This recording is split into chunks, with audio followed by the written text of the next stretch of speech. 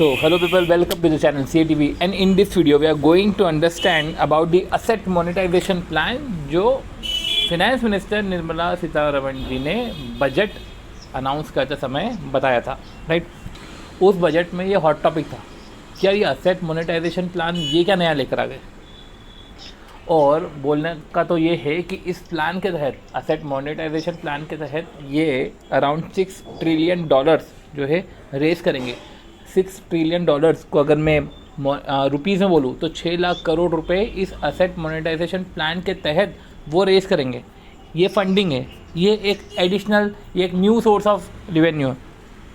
मेरे पास एक particular PDF है और साथ ही साथ कुछ फैक्ट्स और गैदर करे थे, तो उसका भी एक पीडीएफ बना के रखा है। ये दोनों पीडीएफ को हम जो है समझते हैं। ये तो स्लाइड्स है, तो इसको तो ज़्यादा कुछ देखने का नहीं है, इधर हम पढ़ेंगे। देखो, before going to the text मैं आपको बताऊँ कि असेट मोनेटाइजेशन प्लान है क्या। देखो, सिंपल सी बात है।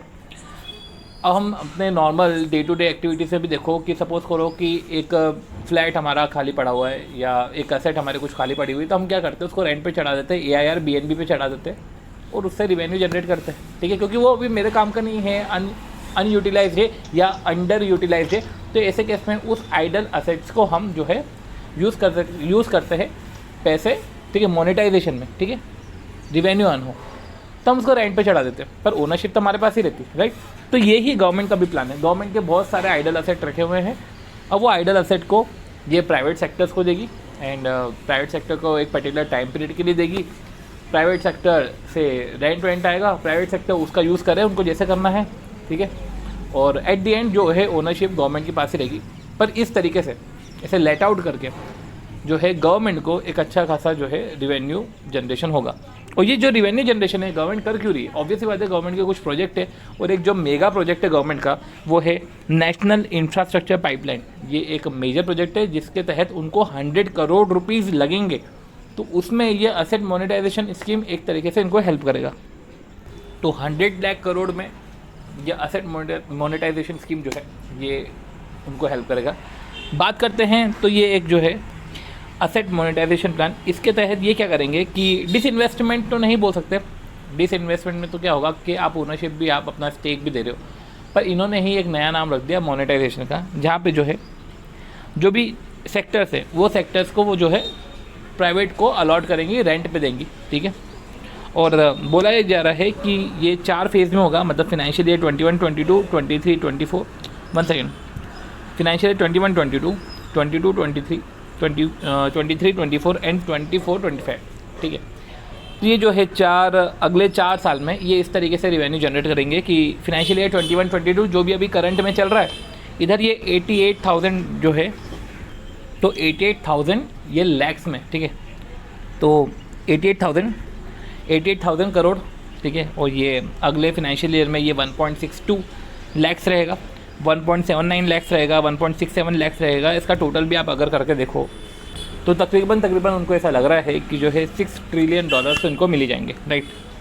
तो देखो, ब्रीफ में क्या है कि जो सेंट्रल गवर्नमेंट है वो एम कर रही है कि जो इनका जो भी सेक्टर्स है, gas pipeline, road, telecom towers, जो भी है, जो भी इनके असेट है, सिंपल सी बात है, जो असेट इनको आइडल असेट्स है या असेट जो अंडर यूटिलाइज है, तो प्राइवेट फर्म्स को देना चाह रही है, ठीक है, ऑन लॉन्ग टर्म लीज। देखो, लीज लॉन्ग टर्म है, ठीक है। कहीं एक NDTV की न्यूज़ में क्या बोल दिया था कि लीज़ 4 साल की, लीज़ 4 साल की नहीं है, ये 4 साल में तो ये जनरेट करेंगे। लीज़ तो इनकी लॉन्ग टर्म लीज़ है, राइट, और ये लॉन्ग टर्म लीज़ है, ठीक है। और look at the monetisation goals, ठीक है, तो इनके एक लॉन्ग टर्म लीज़ है और इन सेक्टर से इनको पैसे आने के चांसेस है। अभी अपन ने जो इसके पहले वाला चार्ट पढ़ा था उसमें तो हर साल कितना रिवेन्यू जनरेशन होगा ये समझेगा। पर अगर टोटलिटी में देखें पूरे जो भी 6 ट्रिलियन जो है 6 लाख करोड़, तो 6 लाख करोड़ में कहाँ किधर जो है हम अलॉट करेंगे प्राइवेट वालों को, राइट। देखो, हमने ये तो देखा है कि गवर्नमेंट रोड बनाती है और रोड भी अलॉट कर देती थी, तो ये तो हमको पता है कि गवर्नमेंट रोड के केस में तो ऐसा करती है। तो हाँ, इधर भी ऐसा ही है। अगर आप देखो तो मैं यहाँ से स्टार्ट करता हूँ, रेलवेज़, ठीक है। रेलवेज़ में जो है लीज करेंगे प्राइवेट वालों को, रोड, रेलवेज़ रोड है, माइंड से इतने, तो उनको बेटर तरीके से यूटिलाइज़ करने के लिए वो प्राइवेट वालों को देंगे। स्टेडियम से, पोर्ट है, एविएशन है, वेयर हाउसिंग है, टेलीकॉम है, अर्बन रियल एस्टेट है, product pipeline, others, natural gas pipeline, power generation, power transmission, ये सारी एसेट्स के सेक्टर है। अगर आप ये मानो तो ये सारे एसेट के सेक्टर्स है। तो ये तो हमने देखा कि हम जो है रोड से इतना जो है जनरेट करेंगे, तो रोड से हम इतनी इनकम जनरेट करेंगे। अब पॉइंट ये आता है कि रोड में भी हम जो है कितने किलोमीटर रोड को जो है हम अलॉट कर देंगे, या कितने किलोमीटर रोड को हम जो है प्राइवेट वालों को हैंड ओवर करेंगे। तो गवर्नमेंट ने ऑब्वियसली आता अपना आंकलन किया होगा कि कौन कौन से एसेट्स है, कितनी एसेट्स है। तो कुछ रफ डेटा है, जैसे कि गवर्नमेंट प्लान कर रही है कि वो 26,700 किलोमीटर रोड्स जो है वो प्राइवेटाइजेशन कर देगी।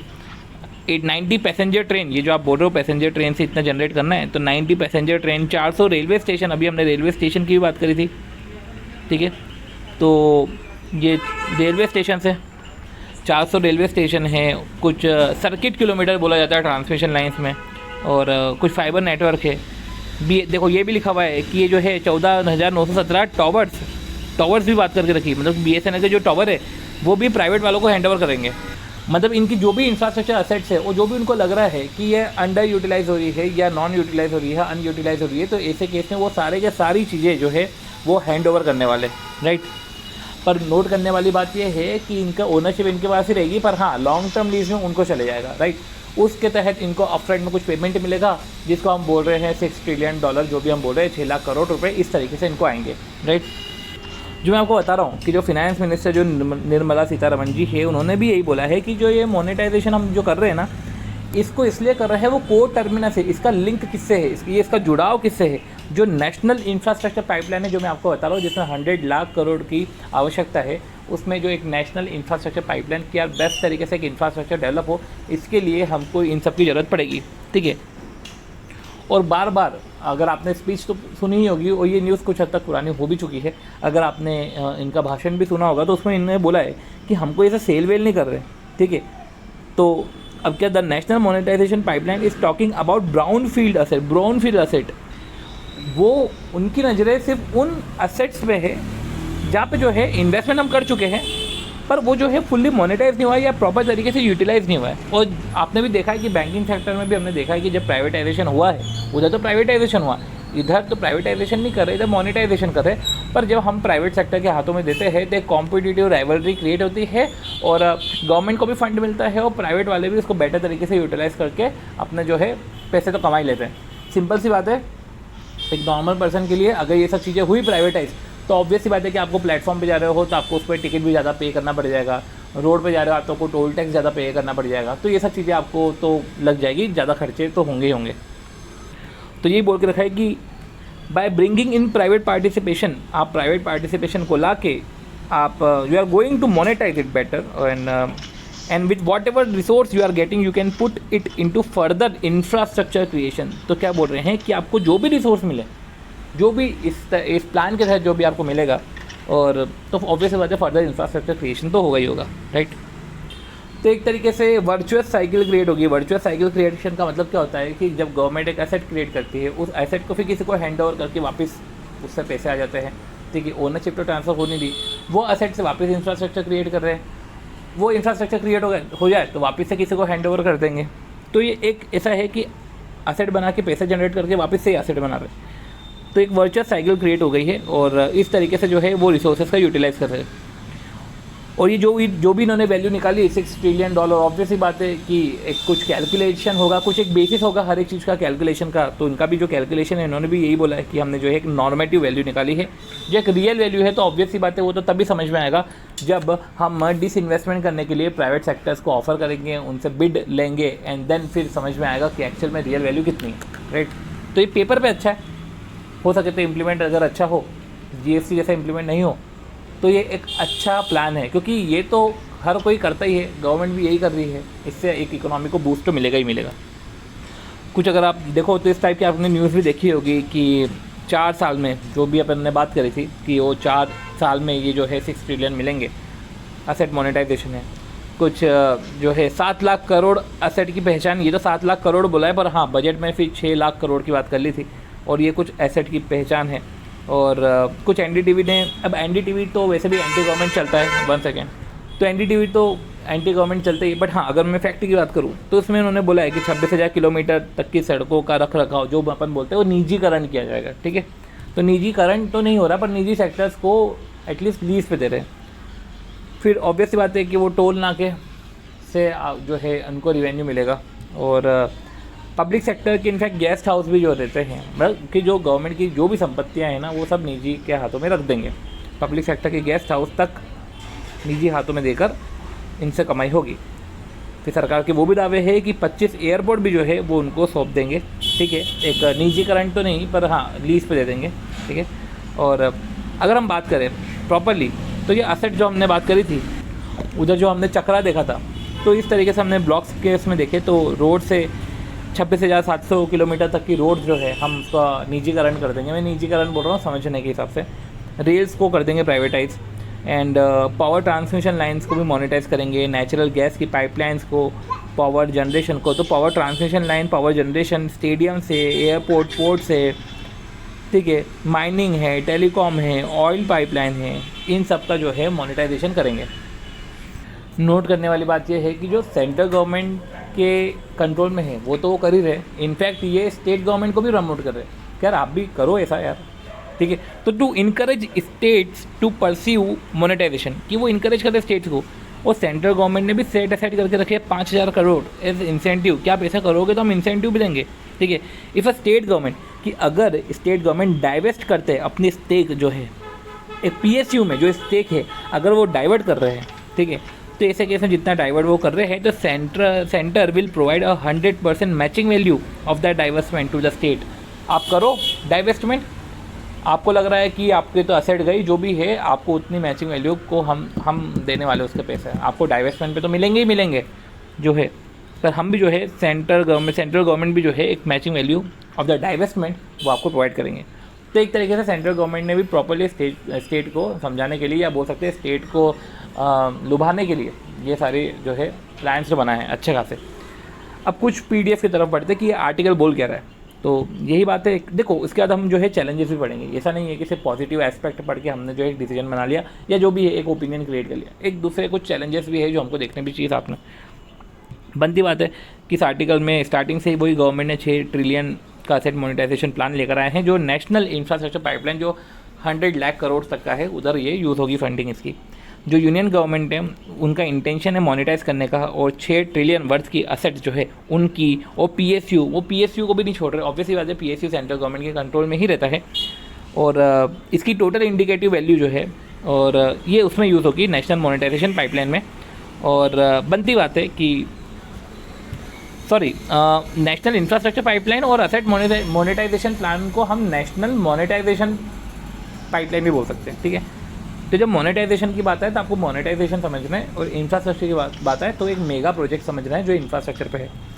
तो ये वही बात करें कि नेशनल मोनेटाइजेशन पाइपलाइन जो है उससे 6 लाख करोड़ आ जाएंगे, और फाइनेंशियल ईयर 24-25 तक ये जो है 4 साल में होगा। अगर 4 साल में 6 लाख है, तो अगर आप एवरेज देखो तो 1.5 लाख पर ईयर।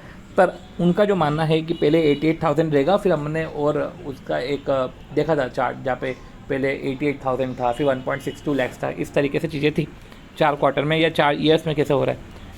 और अब ये जो प्लान बन रहा है, तो ऑब्वियस सी बात है कि ऐसा तो ना कि कोई भी इंसान जाके बोल देगा। ऑब्वियस सी बात है, इसकी मीटिंग हुई थी, तो उनकी उस मीटिंग में 12 नेशनल मोनेटाइजेशन पाइपलाइन मतलब कि 12 लाइन मिनिस्ट्रीज भी इन्वॉल्व थी।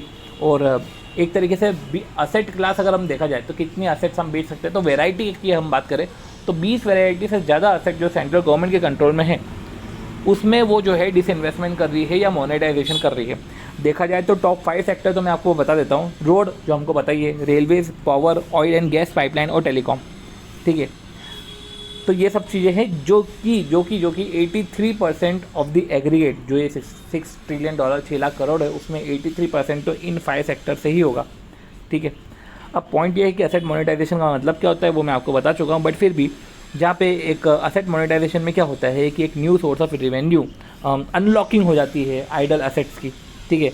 जो भी अनयूटिलाइज या अंडर यूटिलाइज पब्लिक असेट्स हैं, जो भी प्रॉपर्ली ऑप्टिमली यूटिलाइज नहीं हो पा रहे हैं, तो ऐसे केस में जो है एक रेवेन्यू जनरेट हो, तो गवर्नमेंट क्या करती है, वो लेट आउट करती है प्राइवेट प्लेयर्स को। पर याद रखें कि वो ओनरशिप ट्रांसफ़र नहीं करती। अब ऑब्वियस बात है कि इसका ऑब्जेक्टिव क्या है। ऑब्जेक्टिव तो सिंपल सा ये दिख रहा है कि आइडल असेट है, यूज़ अच्छे से हो नहीं रहा है, तो प्राइवेटाइजेशन कर दो, ठीक है, एटलीस्ट मोनेटाइजेशन कर दो। पर लिखा हुआ है कि नीति आयोग के वाइस चेयरमैन राजीव कुमार जी ने बोला है कि जो स्ट्रेटेजिक ऑब्जेक्टिव है ना प्रोग्राम का, कि वो अनलॉक करना है कि यार ऐसा इन्वेस्टमेंट किस काम का जो हम उसका यूज़ ही नहीं कर पा रहे हैं या हमको उतनी वैल्यू नहीं दे पा रहा है जो कि कोई दूसरा दे सकता है। ठीक है, तो unlock the value of the investment in the brownfield public sector assets. ठीक है, by tapping institutional and long term patient capital which can thereafter be leverage for further public investment. तो कुछ investment है, कुछ brown field asset है जिसमें हमने पैसा लगा चुके हैं। ठीक है, पर वो प्रॉपर तरीके से यूटिलाइज नहीं हुए। तो ऐसे केस में हम टैप कर रहे हैं इंस्टीट्यूशनल और लॉन्ग टर्म या वेंचर कैपिटल वालों को जो पैसा लगा सकते हैं। जो भी हमको पैसे आएंगे हम उसको यूज़ करेंगे फर्दर पब्लिक इन्वेस्टमेंट में। ऐसा नहीं है कि जो पैसे आए तो उसके लिए हमने भैया सरकारी क्वार्टर ही बना दिए। अब देखा जाए तो भाई ऐसा होता ही है कि आप पैसे वैसे मिलते हैं आपको तो आप इधर उधर यूज़ कर लेते हो, अपने चुनाव आंदोलन में ही यूज़ कर लेते हो, कुछ नहीं। बट ठीक है, अब ऑन पेपर तो ऐसा होने से रहा। बनती बात है कि ऑन पेपर तो ऐसा बोलेंगे नहीं, और ऑन पेपर में जो बताया गया है कि वो इसको पर्टिकुलर इस प्रोग्राम के तहत, ठीक है, जो भी बात करते हैं इंफ्रास्ट्रक्चर, नेशनल इंफ्रास्ट्रक्चर पाइपलाइन, इसके तहत इसको यूज़ करेंगे। अब बात यह है कि जो फ्रेमवर्क है इस मोनेटाइजेशन का, इसके 3 इम्पेरेटिव है या 3 इंपॉर्टेंट चीज़ें हैं जो हमको ध्यान रखनी चाहिए। सबसे पहले तो हम राइट्स को मोनेटाइज कर रहे हैं, ओनरशिप को मोनेटाइज नहीं कर रहे, क्योंकि हमारे पास उसके राइट रहेंगे। ब्राउन फील्ड असेट की बात कर रहे हैं, जो ऑब्वियस बात है, जो असेट अच्छी फ्लरिश करी है उसको थोड़ी ना हम प्राइवेटाइजेशन कर रहे हैं। और बनती बात है कि एक प्रॉपर पब्लिक प्राइवेट पार्टनरशिप, जो भी पीपीपी मॉडल जो रहता है, वो उस मॉडल के तहत हम काम कर रहे हैं। अब पॉइंट ये है कि ऑन पेपर तो बहुत ही अच्छा लग रहा है कि आप भैया $6 लाख मिल जाएंगे, 6 ट्रिलियन डॉलर, 6 लाख करोड़ के डॉलर्स मिल जाएंगे, रुपए मिल जाएंगे, 6 लाख करोड़ के रुपए। पर पॉइंट ये है कि ऐसा थोड़ी ना कि ये स्कीम नहीं है, इसके पहले भी स्कीम आई है, बहुत सारी स्कीम आई है प्राइवेटाइजेशन की। और देखा जाए तो रफली फिगर तो ये है कि सिर्फ 10% ही चीज़ें एग्जीक्यूट हो पाती है। प्लान तो कोई भी बना दे, कोई भी इन द सेंस कि प्लान तो चलो आपने बना दिया, ऑन पेपर बना दिया, पर उसके एग्जीक्यूशन में ही सबसे बड़ी दिक्कत रहती है। अगर देखा जाए तो जीएसटी भी प्लान अच्छा था, पर एग्जीक्यूशन में आई दिक्कत। मोनेटाइजेशन भी प्लान, डीमोनेटाइजेशन भी प्लान अच्छा था, एग्जीक्यूशन में आई ना दिक्कत। तो ये भी प्लान अच्छा है, पर वही अगर पुराने पैटर्न देखा जाए तो एग्जीक्यूशन में तो आई हुई है दिक्कत। तो हो सकता है कि भाई इसमें भी दिक्कत आए। तो चैलेंजेस ये है, सबसे पहले ट्रस्ट विद गवर्नमेंट। भैया गवर्नमेंट के साथ ट्रस्ट कौन चाहेगा, कौन प्राइवेट प्लेयर चाहेगा कि भैया मैं ऐसा करता हूँ कि मैं बहुत सारा इन्वेस्टमेंट, क्योंकि गवर्नमेंट तो चाहिए रही ना इन्वेस्टमेंट, तो प्राइवेट प्लेयर मतलब कि एक इन्वेस्टमेंट भी करे, साथ ही साथ उसको ओनरशिप भी नहीं मिले। तो ऐसा इन्वेस्टमेंट कोई क्यों करने की सोचेगा, क्योंकि उसके पास अल्टरनेटिव यही रहेगा ना कि सिमिलर मैं कुछ अपने लिए कर लूँ, कम से कम ओनरशिप तो मेरे पास रहेगी। ठीक, और एक ट्रस्ट विद गवर्नमेंट वाला फैक्टर। दूसरा इम्प्लीमेंटेशन इसके पहले भी पीपीपी प्रोजेक्ट चले हैं, कुछ जगह हुए भी है, पर कहीं नहीं भी हुए हैं। ठीक है, एक इम्प्लीमेंटेशन है। डिसइन्वेस्टमेंट की बात पहले भी करके रखी थी कि रेलवेज़ को डिसइन्वेस्टमेंट करना है, एयर इंडिया को करना है, जो भी है। पर देखा जाए तो डिसइन्वेस्टमेंट प्रोग्राम जो भी रहते हैं उसका 10% तक ही जो है अभी तक एग्जीक्यूट हुआ है। और बनती बात है, अब जब आप पीएसयू को भी डिसइन्वेस्टमेंट करने की बात कर रहे हो, तो आप समझो गवर्नमेंट जब भी पीएसयू, जो भी गवर्नमेंट की रोजगार योजना रहती है, या अपन समझे कि गवर्नमेंट क्रिएट करती है, गवर्नमेंट सिर्फ पैसे कमाने के लिए नहीं रहती, सिर्फ वो एम्प्लॉयमेंट भी जनरेट करती है। उनको सिटीजन का भी ध्यान रखना है। अब मुझे बताओ कि पीएसयू को अगर आपने डिसइन्वेस्टमेंट कर दिया तो गवर्नमेंट कैसे जॉब अपॉर्चुनिटी क्रिएट करेगी। डिसइन्वेस्टमेंट करा तो ये मॉनेटरी पर्सपेक्टिव से तो अच्छा लग रहा है कि चलो पैसे मिल जाएंगे, बट गवर्नमेंट के दूसरा ऑब्जेक्टिव जो है जॉब क्रिएशन, वो पोटेंशियल एम्प्लॉयमेंट कैसे जनरेट होगा। और ये जो आप बोल रहे हो 6 लाख करोड़ रुपए जो आपको मिलेंगे, इसका प्रॉपर स्ट्रक्चर आपको समझ में आ रहा है कि ये होगा कि भी नहीं होगा। ये एम्बिग्विटी है ना, ये तो ऑन पेपर आपको लग रहा है कि हमारी इतने की एसेट है तो सामने वाला इतने दे देगा। ज़रूरी है क्या वो इतने देगा? पहले की स्कीम्स भी आपकी वर्क नहीं करी थी, तो सर्टनिटी नहीं है। एक एम्बिग्विटी तो है रिवेन्यू सोर्सेज की। एक गवर्नमेंट पे ट्रस्ट वाला फैक्टर भी आता है कि क्या हमको उतना रिटर्न मिलेगा कि नहीं मिलेगा, क्योंकि आपने तो अपनी अनएम्प्लॉयड या अंडर परफॉर्म एसेट आप दे रहे हो, कौन से आप अच्छी एसेट इनको दे रहे हो। तो बनती बात है कि एक ट्रस्ट वाला फैक्टर भी रहेगा। और फिर पुराने हिस्ट्री को देखा जाए तो इस तरह की चीज़ें प्रॉपर अच्छे तरीके से इम्प्लीमेंट हुई भी नहीं है। बट ठीक है, ये एक इनिशिएटिव है और होप सो कि भैया ये भी एक अच्छे से वर्क करे। अदरवाइज अच्छे से वर्क नहीं करेगा तो 1-1.5 साल में इसके भी परिणाम आ जाएंगे। ये भी वही जैसे ढाक के 3 बात कि पुराना जैसा चल रहा है वैसा भी यही चला, पुराना बंद हो गया वैसे भी ये बंद हो जाएगा, फिर नई कोई सी स्कीम आएगी। तो होप सो कि ये वर्क अच्छे से करे और इसका जो है प्रेशर इतना नहीं पड़े हमारे ऊपर। पड़ेगा तो सही, ये तो फॉर श्योर है, पर होप सो इतना नहीं पड़े। तो आपको कैसा लगा आर्टिकल? अगर आर्टिकल अच्छा लगा, वीडियो अच्छा लगा, तो please do like the video, share the video, subscribe the channel CATV।